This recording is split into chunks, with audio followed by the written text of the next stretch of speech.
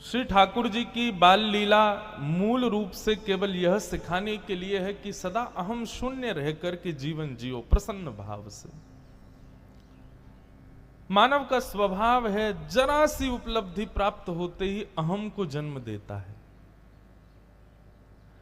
लेकिन सर्वगुण सर्व उपलब्धियों से परिपूर्ण है ठाकुर जी, पर अपने अहम को शून्य बनाकर के वृंदावन में लीला कर रहे हैं।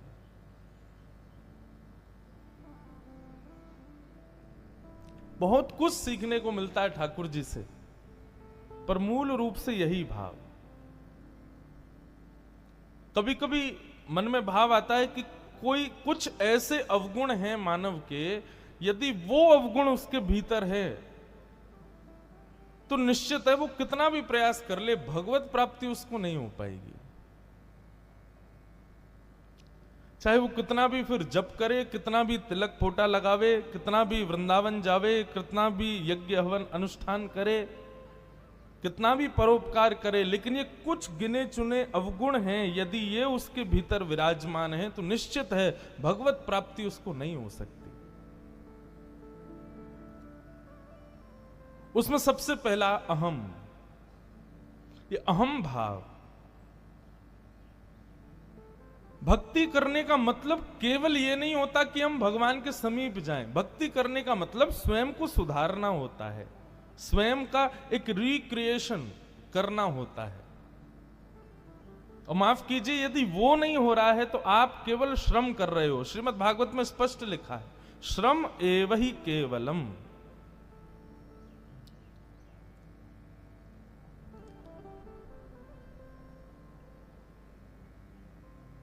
श्रम नहीं करना है। हम जो भी करें वो लगना चाहिए हमारे जीवन में, हमारे स्वभाव में उसका परिवर्तन दिखना चाहिए।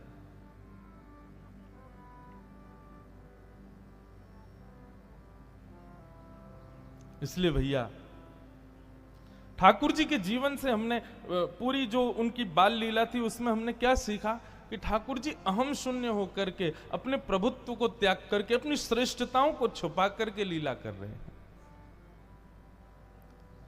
कोई गुणी व्यक्ति होगा ना तो निश्चित है कि अपने गुण को छुपाएगा, लेकिन गुणी व्यक्ति बार बार अपने ऐसा कुछ करे कि जिससे सामने वाले को पता चले कि इसका ये गुण है, ये इसकी उपलब्धि है, ये इसकी विशेषता है। निश्चित है वो गुणी नहीं है। फिर जैसे कि कोई बहुत विद्वान है लेकिन बात बात पर दिखाना चाहे कि मैं विद्वान हूं, तो निश्चित है वो विद्या का केवल उसके अंदर आडंबर है, वो है नहीं विद्वान। कोई धनवान है और बात बात पर ऐसा कुछ प्रिटेंड करे अपनी बातों में, अपने स्वभाव में कि मैं धनवान हूं। हाँ, मैं जा रहा था तो कई लोग, अब मैं तो बहुत लोगों से मिलता हूं ऐसे ही बंधुओं। अब जैसे कोई बहुत बढ़िया अंग्रेजी बोलना जानता है, निश्चित है सहज भाव में भी बेचारे भोले भाले लोगों के सामने भी वो अंग्रेजी ही बोलता है, दिखाना चाहता है कि मुझे अंग्रेजी आती है। कोई गुण आपके भीतर आवे और अहंकार को जन्म देवे तो समझना वो गुण अभी परिपूर्ण रूप से आया नहीं है। आता तो दीन बनाता आपको। कई बार मैंने, अब संगीतज्ञों से हमारा बहुत मिलना होता है, हमारे सब श्रेष्ठ जन हैं, सब बहुत बढ़िया गाते हैं, आप सब श्रृंगार करते हैं भागवत का। मैं कथा के अलावा मेरी दूसरी चॉइस संगीत है। मैं संगीत सुनना, संगीतज्ञों से मिलना, उनके साथ बैठना बहुत अच्छा लगता है। मुझे संगीत सीखा नहीं है लेकिन मुझे संगीत से प्रेम है, और वह भी बचपन से गाना आता है। पिताजी, माताजी, बहनें सब गाते हैं हमारे घर में। लेकिन इस बात पर पुष्टि तब हुई जब श्री नंददास जी, हमारे ब्रज के अष्ट सखाओं में एक नंददास जी, उन्होंने जब ये बात कही कि कोई व्यक्ति साधना से, भजन से, यज्ञ से, आदि आदि से भगवान को जितने समय में प्राप्त करेगा उससे कई गुना कम समय में वो अपने संगीत से प्राप्त कर सकता है। ठाकुर जी को संगीत बड़ा प्रिय है। तब से मुझे और रुचि हो गई संगीत में। पर कई बार क्या देखा कि अति संगीतज्ञ लोग होते हैं ना, वो ऐसा प्रिटेंड करते हैं कि वो मूडी हैं। मूड नहीं बना तो उठ के चले जाएंगे, मूड नहीं बना तो खाएंगे नहीं, मूड नहीं बना तो गाएंगे नहीं, मूड नहीं बना तो बैठेंगे नहीं। मुझे उस समय उनसे बोलता तो नहीं हूं, लेकिन मन में भाव आता है कि अभी जो गुण इनके पास है ना, वो परिपूर्ण रूप से आया नहीं। हमारे वृंदावन की घटना सुनाए। तानसेन का नाम सबने सुना है। तानसेन बहुत अच्छा गाता था, पर गायन में भी दो स्थिति होती हैं। एक तो होती है सामने वाले को रिझाना, और एक होता अपनी प्रसन्नता के लिए गाना। हमारे वृंदावन में उल्टा चलता है। हमारे वृंदावन में वो गाया जाता है जिससे लाल जी प्रसन्न हो। जैसे आप अब यहां कोई संगीत का थोड़ा बहुत भी जानकार हो, नहीं हो तो बन जाओ। अच्छा है, संगीत हमारी भारत की बहुत सुंदर कला है। राग होते हैं, राग रागनियां होती हैं, यमन राग, भैरवी राग, भैरव राग। मुझे आते एक भी नहीं है, पर हां अगर हमारे सब गंधर्वजन बजा दें तो मैं गा देता हूं। ये भगवत कृपा है मेरे जाता है। तो स्वांत सुखाए तुलसी रघुनाथ, अपने सुख के लिए, ठाकुर जी के सुख के लिए अपने गुण को प्रकट करना, ये श्रेष्ठता है। तो तानसेन दरबारों में गाते थे। एक बार उनको पता चला कि भाई ब्रजमंडल में संगीत बड़ा प्रिय है, हर मंदिर में रागों से ही सेवा होती है ठाकुर जी की।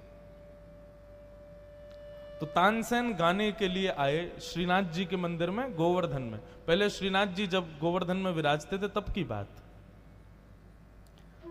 तो तानसेन ने जब गायन प्रारंभ किया, वो तानसेन जिसके स्वर से दीपक जल जाते हैं, जिसके स्वर से, अच्छा केवल दीपक जलते थे, वर्षा होती थी, ऐसा नहीं, पांचों भूत मतलब पृथ्वी, जल, अग्नि, वायु, आकाश, इन पांचों को वश कर लेता था तानसेन अपने स्वर से।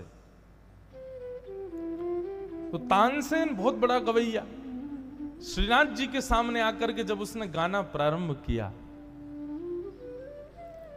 तो तानसेन की सेवा में गोसाई जी ने कुंभनदास जी को रखा। कुंभनदास जी नित्य ठाकुर जी को सुनाने वाले गवैया थे। तो कुंभनदास जी तो बेचारे ऐसे आगे पीछे चल रहे थे जैसे कोई नौकर चाकर। तानसेन भी यही सोचा कोई दास होगा मंदिर का, उनका उनके लिए आसन बिछा में, वो कहीं जल मांगे तो उनके लिए जल लेके आवे। कुंभनदास जी एज अ सेवक बना दिए तानसेन जी के।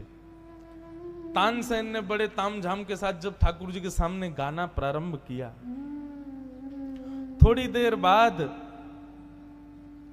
गोसाई विठलनाथ जी ठाकुर जी को देख रहे थे कि ठाकुर जी को कैसा लग रहा है। तो खड़े खड़े श्रीनाथ जी, मानो गोसाई जी को ऐसा लगा कि उनको झोंके आ रहे हैं, उनको नींद आ रही है, मानो ठाकुर जी को सुहा नहीं रहा।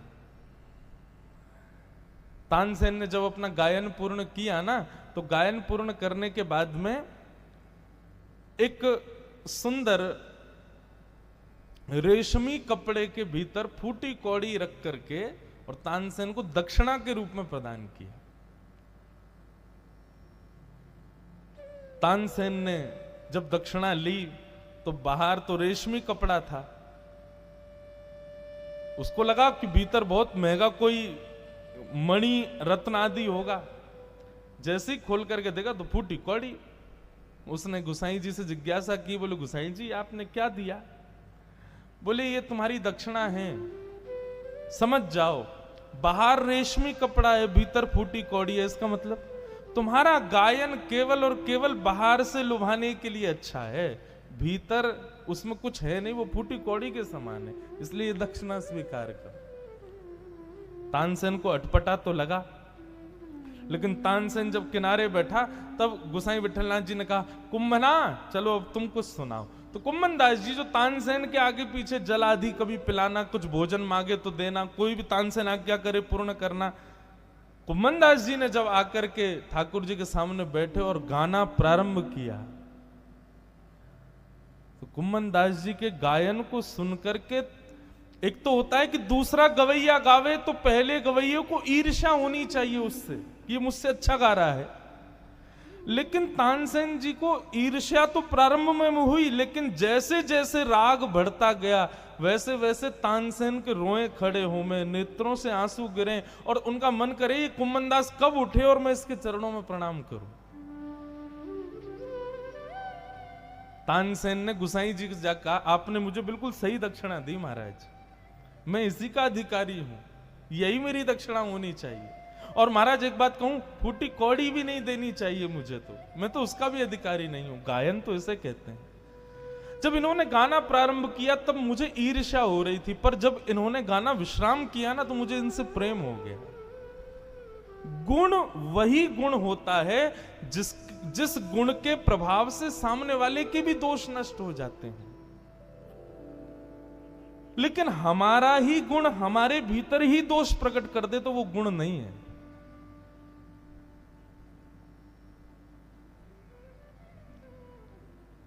इसलिए भैया ज्ञानी हो, धनवान हो, रूपवान हो, जो भी गुण है आपका, उसको छुपाने का प्रयास करो। जब सब जगह प्रदर्शित मत कर दिया करो।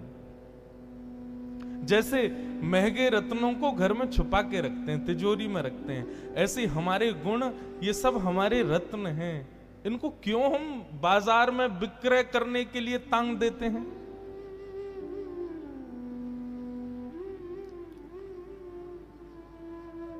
तो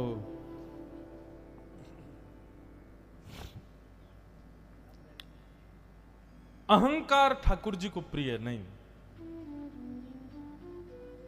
अपने गुण को छुपाओ, जितना हो सके उसको गोपनीय रखो। क्यों? क्योंकि ठाकुर जी दिख रहे माखन को नहीं खाते, उसी माखन को चोरी करते हैं जो छुपा हुआ होता है, जो गोपियों ने छुपाया होता है, जो कहीं कक्ष में अंदर अंधेरे में होता है। हम जिस गुण को प्रस्तुत कर देते हैं, ठाकुर जी उससे नहीं रीझते। ठाकुर जी तो उस गुण पर आसक्त होते हैं जो हमने छुपा रखा है, जिस पर संसार की नजर ही नहीं पड़ने दी है हमने। ठाकुर जी तो उसका हरण करते हैं। ये माखन चोरी है।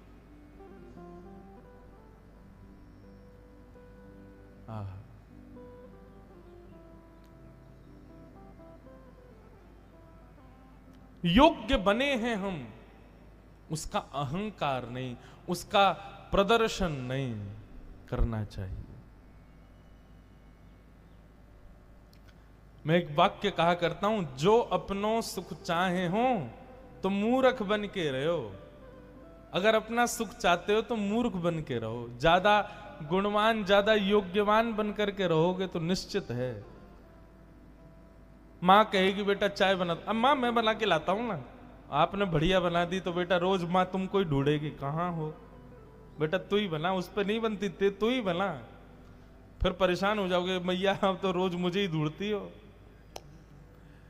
इसलिए अपनों सुख चाहे हो तो मूर्ख बन के रहे हो, अपना सुख चाहते हो तो फिर उसमें ऐसे। अच्छा, लेकिन ये आलस्य के रूप में इसको एक्टिवेट मत करना है, इस बात को कि हमें तो पड़े रहना कमरे में और मैया काम करवाएगी इसलिए काम बिगाड़ दो ताकि कहेगी नहीं। इस भाव से नहीं, भगवदीय भाव से।